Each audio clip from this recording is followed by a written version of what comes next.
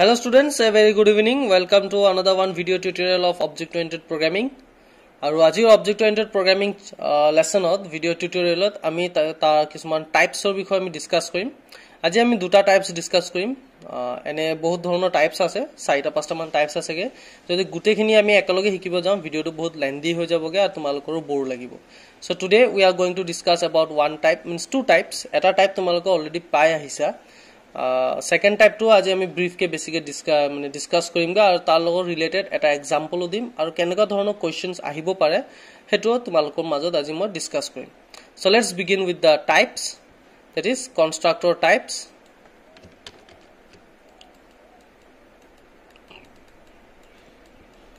constructor types So তার আগতে এবাৰ ৰিভিজন দিলো যে কনস্ট্ৰাক্টৰ টু কি আছিল আমি কি পাইছিলো যে কনস্ট্ৰাক্টৰ টু এটা কি হয় এটা special kind of member function হয় কিয় মেম্বাৰ ফাংচন হয় কাৰণ ক্লাছৰ নাম আৰু তাৰ ভিতৰত থকা ফাংচনটোৰ নাম সেম হ'ব এজ দা ক্লাছ নেম ঠিক আছে সো এনেকা ধৰণৰ ফাংচনবোৰ কোৱা হৈছেগে কনস্ট্ৰাক্টৰ আৰু কনস্ট্ৰাক্টৰটো আমি অবজেক্টৰ মাধ্যমত কল কৰিব নালাগে But object to jetia ami create korim jetia bonam tetia amar constructor to automatically call ho jayega etu ami tar characteristics hisabe paisilu logot ami paisilu je constructor agot ami return type nilikhu mane void int ami hebur use nokoru so hetu asile amar constructor belek function ot ami use koru kintu constructor ot ketiao return nohoboge return statement ami use koribo nwarim gotike yar agot ami void aru int to ami use nokoruge So ebur asile amar important topic kisman constructor because ebur ami last video t ami discuss korisilo aji ami tar kisman types of bikhoy discuss korim je constructor to jeto ami example hisabe korisilo tenoka bahire aru belek dhorono ami constructor bur likhibo paru so the first type is called the default constructor Ete default constructor to already tumaloke pai haisa amar last video. Ami last video jeto ami program korisilu simple interester program to tumaloke tat jeto constructor use korisila hetuke koa hoise ke default constructor. Jodi dhoribo para na moi aru ebar bhalse koi disu amar last class or video ami jeto constructor discuss korisilu amar constructor to just eta naam asile aru parameter parenthesis bracket asilege So, teneka dhoroner constructor burok koa hoise ke default constructor that means eku nai mane just class for example ami loisilu class interest buli ami eta class loisilu aru public section or bitor ami eta constructor bonaisilu that is interest aru yar parenthesis bracket open close kori pla yar kisman statement di disiluge so এনকা ধৰণৰ constructor যাৰ যত parameter একো নাথাকে মানে parenthesis bracket অকল বন্ধ থাকে অকল জাস্ট সিম্পল নাম থাকিব আৰু parenthesis bracket ওপেন ক্লোজ থাকে এব্ৰুকে কোৱা হৈছেগে ডিফল্ট কনস্ট্ৰাক্টৰ আৰু তাৰ এক্সাম্পল হিচাপে আমি এটা ইন্টাৰেষ্ট লগোৱা এটা প্ৰগ্ৰামো কৰিছিল লগতে মোক দুজনে তিনিজনে মোক ফ্যাক্টৰিয়েলৰ প্ৰগ্ৰামটো মোক কৰি দেখাইছিল ইউজিং কনস্ট্ৰাক্টৰ ঠিক আছে সো তোমালোকৰ যদি কোৱেশ্চন আহে what do you mean by default constructor you can simply write that a constructor with no parameter nathake parenthesis bracket bitor khali thake a constructor with no parameter is called default constructor example hisabe tumaloke just horu eta simple interester program to kori dekhai dibo para constructor ta use koriba parameter ekun oloba simply just enaka likhi pla object banoa ar program to run kori dekhai dibo para coming to the second type jeto amar olob aji brief mane discussion hobo about second type that is called parameterized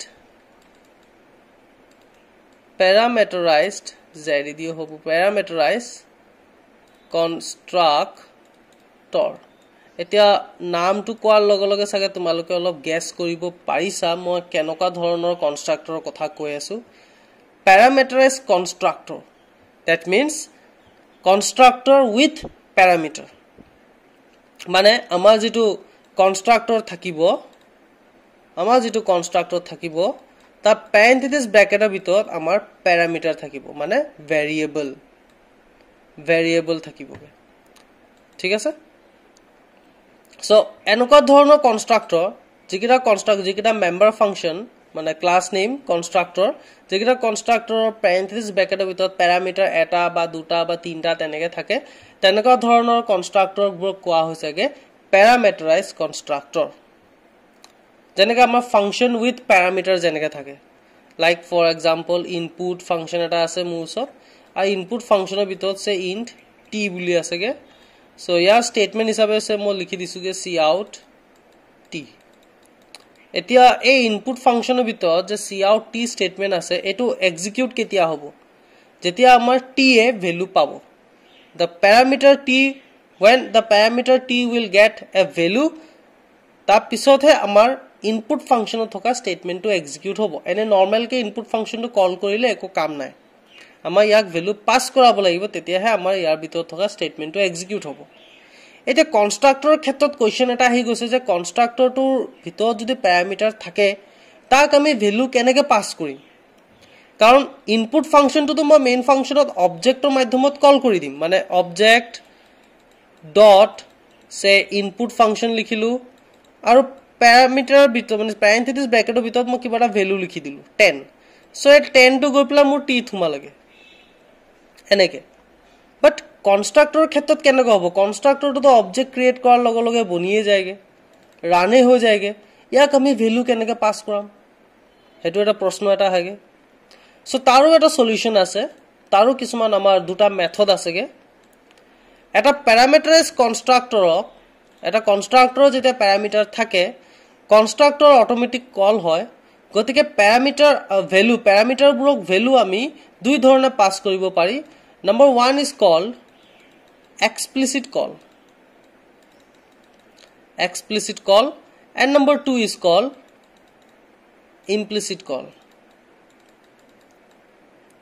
তোমালোকে চিন্তা কৰিব নালাগে এবোৰ related যিমান notes আছে মই notes তোমালোকক দি দিম আজি এই দুটা মেথড এই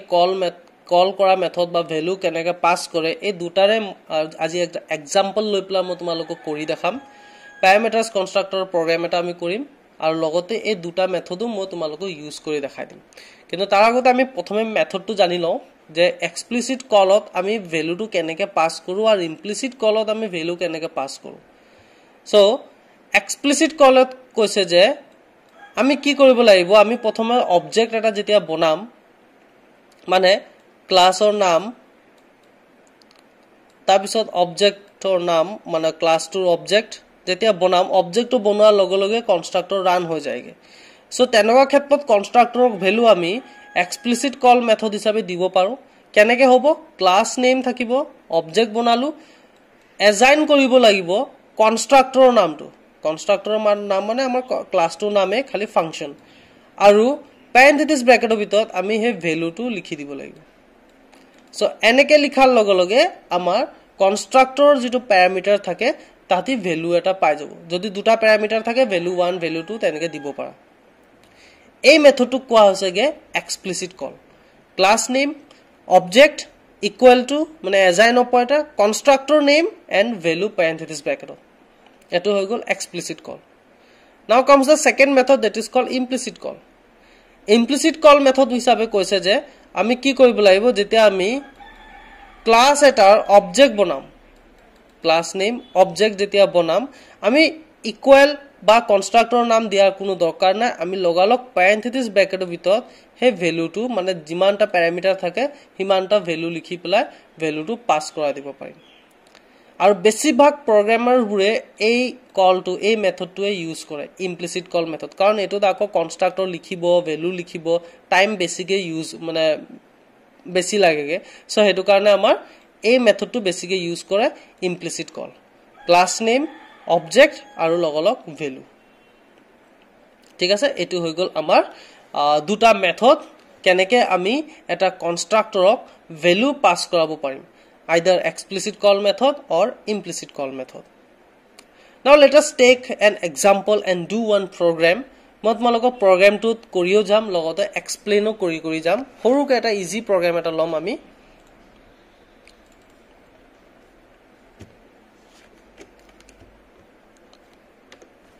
hash include iostream dot h dot h nalage yaar using name space std. So eto hoy gol amar header file dilu ar using namespace std amar standard dictionary to include koisu. Etia ami eta class bonam ami interest program to korim ge jeto ami last class ot koisilu. So interest ya bitot moi etia public specifier lom ar public specifier ot ami last video ot ami variable loisilu prt aru si loisilu yat okol moi si to helom. Etia ami eta constructor bonam interest buli eta constructor bonaisu aru ya bitot parameter hisabe tinta parameter lom. So int p comma int t not tr comma int t principal rate aru time aru yar definition mo di disu je si equals to p asterisk r asterisk t slash 100 and semicolon. So yar definition hobo okol simple interest to calculate kora. বহুতে মোক খুদিছিলে সা কনস্ট্ৰাক্টৰৰ লগত মানে এটা ক্লাছৰ ভিতৰত কনস্ট্ৰাক্টৰৰ লগত বেলেগ আৰু মেম্বাৰ ফাংচন থাকিব পাৰিব নেকি? অবভিয়াসলি পাৰিব। আজি মই হেতুৱে কৰি দেখাম তোমালোকক। মই লাষ্ট ভিডিঅত কনস্ট্ৰাক্টৰৰ ভিতৰতে এক এসআই টো ক্যালকুলেট কৰি ডিসপ্লে কৰাই দিছিলো মানে সি আউট কৰি দিছিলো বাট আজি মই কি কৰিম মই আজি এটা বেলেগকে ইন্ট ডিসপ্লে বুলি ফাংচন এটা লৈ লম ঠিক আছে আৰু এই ফাংচনটোৰ কাম হ'বগে হে এসআই ভ্যালুটো ডিসপ্লে কৰা মানে সিম্পল ইন্টাৰেস্ট ইকুয়াল ক্যাসকেডিং কৰি এসআই এটো হৈ যাবগে আমাৰ ডিসপ্লে ফাংচনৰ কাম ডিসপ্লে ফাংচনৰ অকল সিম্পল ইন্টাৰেস্টৰ মানে এসআই ভ্যালুটো আউট কৰিব আৰু ইন্টাৰেস্টৰ কাম হ'ব a P R T as a argument value পাব তেতিয়াহে এসআইত আমাৰ ক্যালকুলেট কৰি দিব পি আৰ টি বা 100 তেতিয়াহে আমাৰ ডিসপ্লে হ'ব নহলে একো ডিসপ্লে নহয় খালি দেখাবগে ঠিক আছে আৰু ইয়াৰ আগত ইন্ট লৈছো কাৰণ যদি তুমি একো নিলিখা তেতিয়া আমাৰ ইয়াত ইন্টে ল'ব বাই ডিফল্ট ইন্টে ল'ব কিন্তু কনস্ট্ৰাক্টৰৰ আগত যদি একো নিলিখা হেতু একো নলয় সো এটো কম্পাইলাৰ নিজে গম পায় যে এটো এটা কনস্ট্ৰাক্টৰ এটা member special kind of member function আছে ইয়াত ৰিটাৰ্ন টাইপ নাথাকে হেতু কাৰণে ইয়াৰ আগত একো নাই কিন্তু এটা নৰমাল যেতিয়া এটা ফাংচন তুমি লিখা ডেপসিৰ কথা কৈছো নৰমাল এটা যেতিয়া ফাংচন লিখা এটা মেম্বাৰ ফাংচন লিখা ইয়াৰ আগত যদি ডেটা টাইপ একো নিদিয়া বাই ডিফল্ট হেতু ইন্টে ল'ব কম্পাইলাৰে ওকে সো এটো আসলে আমাৰ ক্লাস ইন্টাৰেস্টৰ গুটে স্টেটমেন্টস বু ইয়াৰ পিছত এতিয়া মই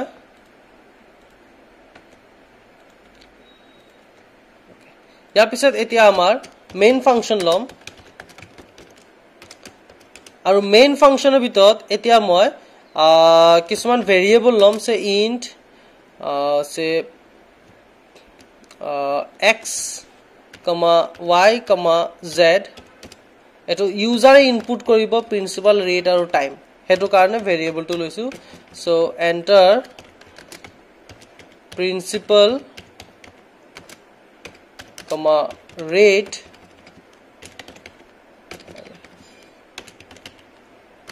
and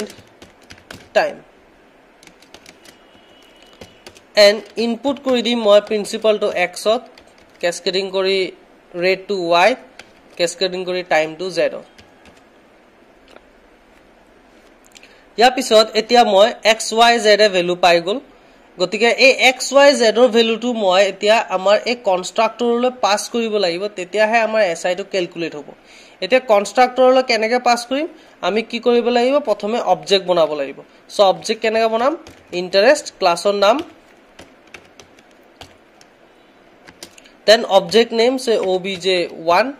আৰু এনেকে বনোৱাৰ লগে লগে আমাৰ এতিয়া কনস্ট্ৰাক্টৰটো নিজে নিজে কল হৈ গৈছে কিন্তু আমি ভ্যালু দিব লাগিব তেতিয়াহে হি স্টেটমেন্টটো এক্সিকিউট কৰিব সো ভ্যালু কেনেকৈ দিব পাৰো আইদাৰ এক্সপ্লিসিট কল কেনেকৈ হ'ব ক্লাছ নেম অবজেক্ট নেম দিলু এজাইন অপাৰেটৰ কনস্ট্ৰাক্টৰৰ নামটো কি ইন্টাৰেস্ট এনেকৈ অলপ সেপাৰেটকৈ লিখি দিছোঁ আৰু পেৰেণ্থেছিছ ব্ৰেকেটত মই ভেলুজবোৰ লিখি দিব লাগিব ভেলুজবোৰ মোৰ ক'ত আছে এক্সত আছে ৱাইত আছে আৰু জেডত আছে এটো হৈ গলগে আমাৰ কমেন্ট হিচাপে লিখি দিছো এক্সপ্লিসিট কল এই মেথডটো হৈ গল আমাৰ এক্সপ্লিসিট কল ইয়াৰ পিছত মই এতে কি কৰিম ভেলুজবোৰ ডিসপ্লে কৰি দিম সো অবজেক্ট 1 ৰ ডিসপ্লে ফাংচনটো মই ৰান কৰি দিছো তেতিয়া মোৰ কি হ'বগে অবজেক্ট 1 ৰ PSI ভ্যালুটো অবজেক্ট 1 ৰ ইন্টাৰেস্ট ফাংশনটো ৰান হৈছিল ঠিক আছে অবজেক্ট 1 ৰ ইন্টাৰেস্ট টু ফাংশনটো মানে কনস্ট্ৰাক্টৰলে xyz ৰ ভ্যালু পাস কৰিলো আৰু হে অবজেক্ট 1 ৰ SI ভ্যালুটো মই ডিসপ্লে কৰাইছো ওকে সিমিলাৰলি এতিয়া সোয়া মই কি কৰিম আৰু এটা অবজেক্ট বনাম ইন্টাৰেস্ট obj2 ইয়াত মই আৰু এটা অবজেক্ট বনালো আৰু ইয়াত মই এতিয়া implicit call হিসাবে values বোৰ পাস কৰাম এতে মই xyz ৰ ভ্যালু পাস কৰাব পাৰো বাট মই ডাইৰেক্ট values বোৰ লিখি দিম কিছুমান 5000 then 10 and 1 so principal is 5000 rate is 10 and time is 1 year ইয়াত কি হ'ব যেতিয়া implicit call হ'ব তেতে object 2 ৰ interest function টুলে আমাৰ object 1 ৰ interest function বেলেগ object 2 ৰ এতে interest function বেলেগ বনিলে so object 2 ৰ interest function টুলে principal rate আৰু time লৈ value pass কৰিছো মই 5000 10 আৰু 1 মানে every time I run the program for object 2 the values will be same but for object 1 user যেটো input কৰিব হেখিনি value হে pass হ'বগে তা so ইয়াৰ পিছত মই এতিয়া object 2 ৰ display function টো call কৰি দিছো আৰু program টো end কৰিব কাৰণে return 0 ৰ সহায় লৈ লৈছো I hope তোমালোকে বুজি পাইছা এটা ক্লাস বনালো interest class public section of মই এটা variable declare কৰিলো si আৰু এটা constructor বনালো interest যত মোৰ তিনটা প্যাৰামিটাৰ লৈছো p r t এই p r t আমাৰ ভ্যালু পাব লাগিব তেতিয়া হে মোৰ si ভ্যালুটো ক্যালকুলেট হ'ব আৰু ডিসপ্লে ফাংশনৰ কাম হ'ব হে si ভ্যালুটো ডিসপ্লে কৰি দিয়া মেইন ফাংশনৰ ভিতৰত মই তিনটা ভেৰিয়েবল ললো x y z দেন এটা মেসেজ এটা প্ৰিন্ট কৰিলো আমাৰ মেইন ফাংশনতে ৰান হ'ব ইয়াত একো ৰান নহয়গে দেই মেসেজ এটা প্ৰিন্ট হ'ব enter principal rate and time এটো মেসেজ আহাৰ লগে লগে ইউজাৰে ভ্যালুজ ইনপুট কৰিব পাৰিব প্ৰথমে প্ৰিন্সিপাল ইনপুট কৰিব দেন ৰেট ইনপুট কৰিব এন্ড দেন টাইম ইনপুট কৰিব whatever the values the user will input আমাৰ কি হ'ব object 1 বুলি এটা অবজেক্ট বনাইছো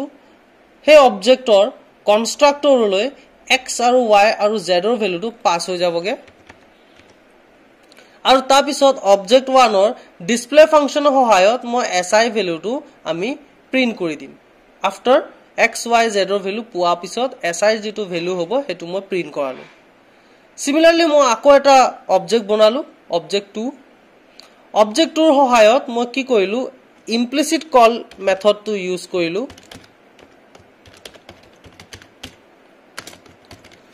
কমেন্ট হিচাপে লিখিছো সো এটো আমাৰ কোডিংত একো ইফেক্ট নকৰেগে implicit call method ইউজ কৰি প্লাই মই 5000 10 আৰু 1 বুলি ভ্যালু টো পাস কৰিলো prt লে এটো object 2 ৰ interest function টোলে পাস হল মানে কনস্ট্ৰাক্টৰলে পাস হল আৰু তাৰ পিছত অবজেক্ট 2 ৰ সহায়ত মই তাৰ si ভ্যালুটো কিমান হ'ব হেতু ডিসপ্লে কৰাই দিলো সো obviously তোমালোক মুখতে উলাই লব পাইছাই সাকে যদি প্ৰিন্সিপাল 5000 হয় ৰেট 10 হয় আৰু টাইম যদি 1 ইয়াৰ হয় তেতিয়াহলে অবজেক্ট 2 ৰ ডিসপ্লে ফাংশন কৰিলে si ভ্যালু কিমান হ'ব 500 হ'ব যদি 5000 প্ৰিন্সিপাল হয় ৰেট যদি 10% হয় তেতিয়াহলে obviously অবজেক্ট 2 ৰ কাৰণে si ভ্যালু আমাৰ 500 হ'ব কিন্তু এতিয়া অবজেক্ট 1 ৰ কাৰণে si ভ্যালু কিমান হ'ব আমি এতিয়ালৈকে গম পোৱা নাই কাৰণ এটো ইউজাৰৰ ওপৰত ডিপেন্ড হৈ যায় ইউজাৰে যেটো ইনপুট কৰিব হেতু লৈ প্লাহে মোৰ si ভ্যালু ক্যালকুলেট হ'ব ফৰ অবজেক্ট 1 এতিয়া এই ফাইলটো মই এবাৰ সেভ কৰি দিছোগে save parameterized now ফাইলটো মই এবাৰ কম্পাইল কৰি চাও কম্পাইল কৰাৰ পিছত মোৰ এৰৰ 0 warning 0 দেখাই আছে that means মোৰ কোডিং সব ঠিক আছে এটা মই এবাৰ ৰান কৰি প্লা তোমালোকক দেখাই দিও let me take the magnifier so এটো আহিলেগে সোয়া আমাৰ ইয়াৰ মেইন ফাংশনত আমাৰ enter principal rate আৰু time আহিলে সেটো মোৰ whatever the value I will now input হেকিৰা প্ৰথমে মোৰ xyz ত সোমাব আৰু তাৰ পিছত অবজেক্ট 1 ৰ কনস্ট্ৰাক্টৰলৈ পাস হ'ব সে মই দি দিলো 10000 টাইম দি দিলো ৰেট দি দিলো 10% টাইম দি দিলো 1 ইয়াৰ সো এনেকা কৰাৰ লগে লগে এতিয়া মোৰ ক্যালকুলেট হলে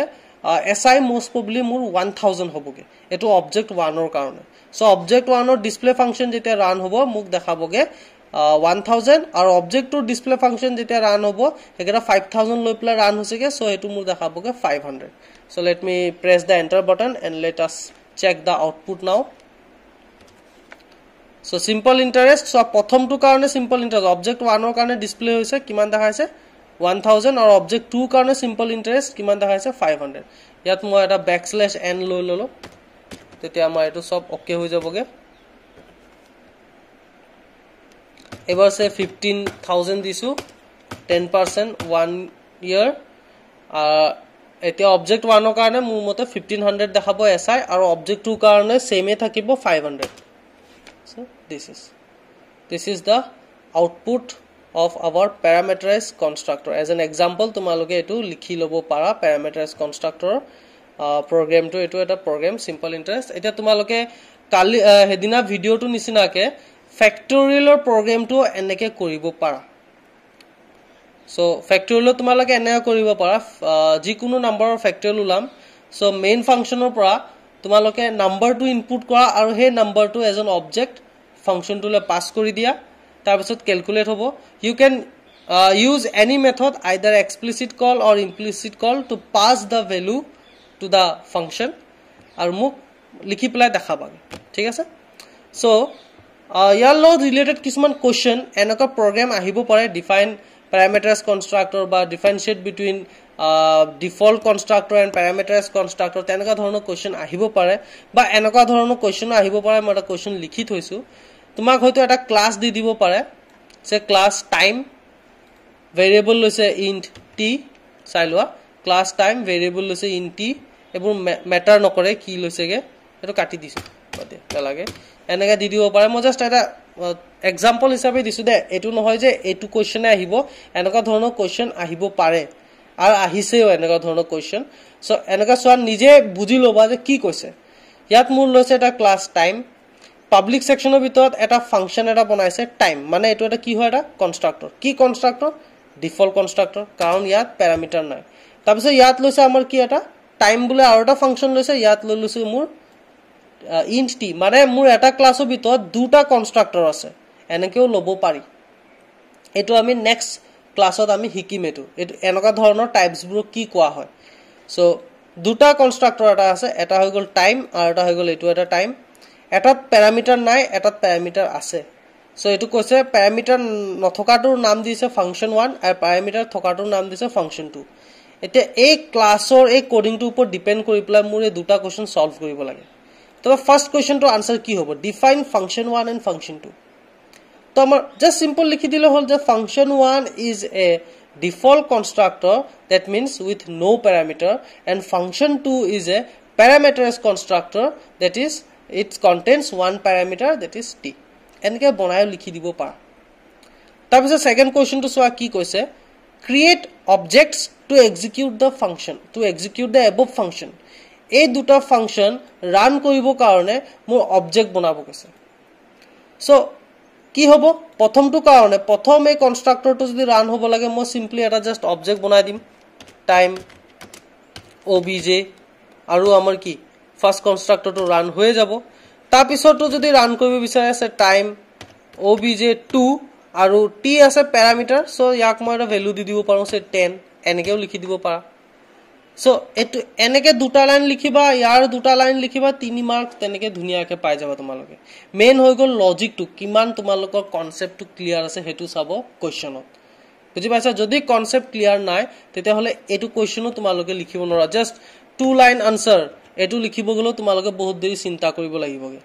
just 2 line answer and you will get 3 marks all you have to know is the logic তোমালোকৰ কনসেপ্ট টু কিমান ক্লিয়াৰ হেতু চাব পৰীক্ষাত এনেকা ধৰণৰ ঘুৰাই পকাই কোৱেশ্চনস দিব পাৰে সো এটো কোৱেশ্চন লাগিলে লিখি লবা আৰু এনেকা আনসাৰস বোৰ লাগিলে তোমালোকে লিখি লবা ঠিক আছে আৰু আজি ৰিলেটেড ভিডিও আজি ভিডিওটো আমি ইয়াতে সামৰিছো আজি ৰিলেটেড ভিডিও যদি তোমালোকৰ কিবা ডাউটস আছে মোক সুধিব পাৰা প্ৰেক্টিস কৰা প্ৰগ্ৰামটো কৰা তোমালোকৰ ক্লাছ খোলাৰ লগে লগে আমি প্ৰেক্টিকেল কৰিম লগে লগে ল্যাব কপি চেক কৰিম সো ল্যাব কপিত প্ৰগ্ৰামছবোৰ তুলি যোৱা এতিয়াই কৈ দিছো পাছত আমাৰ ওচৰত টাইম নাথাকিবগে ঠিক আছে সো হোপ তোমালোকে আজি ভিডিওটো বুজি পাইছা আমি নেক্সট ক্লাছত আমি আৰু টাইপছবোৰ ডিসকাস কৰিম till then bye and take care